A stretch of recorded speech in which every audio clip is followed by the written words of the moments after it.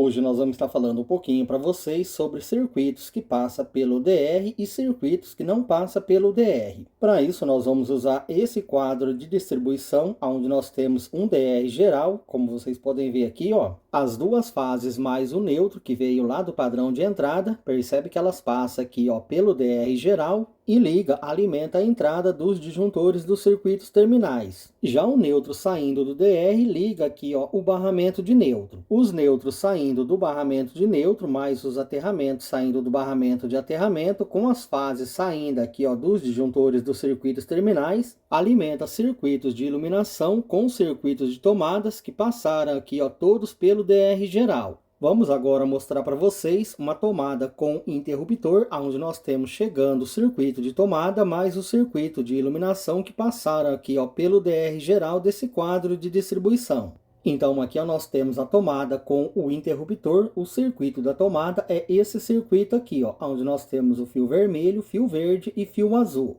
Esses fios são de bitolas de 2,5 milímetros que liga aqui, ó, a tomada, como vocês podem ver. Já esse outro fio vermelho aqui, ó, entrando no interruptor, é a fase do circuito de iluminação, e o fio branco é o retorno dessa mesma fase que sai do interruptor e liga, alimenta uma lâmpada. Nesse exemplo aqui, esses dois fios de bitolas de 1,5 milímetro liga, alimenta essa lâmpada aqui, ó, que está no teto, como vocês podem ver aí.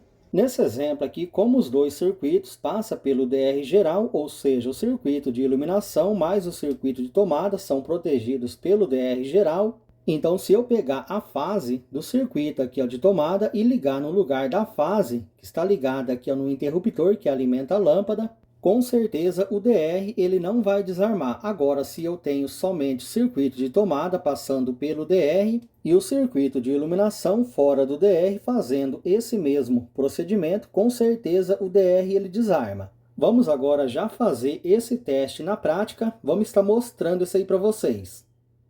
Então aqui, ó, como vocês podem ver, nós soltamos a fase do circuito de iluminação que estava ligada no interruptor e ligamos no lugar a fase da tomada, ou seja, a fase aqui, ó, do circuito de tomada. Nesse exemplo, como eu disse, como o circuito de tomada mais o circuito de iluminação estão protegidos pelo DR, com certeza o DR ele não vai desarmar. Vamos agora já pressionar a tecla aqui, ó, do interruptor, ligar a lâmpada. Vamos estar mostrando isso aí para vocês. Então, já ligando a lâmpada, percebe que o DR não desarma. Podemos desligar e ligar novamente, como vocês podem ver aqui, ó.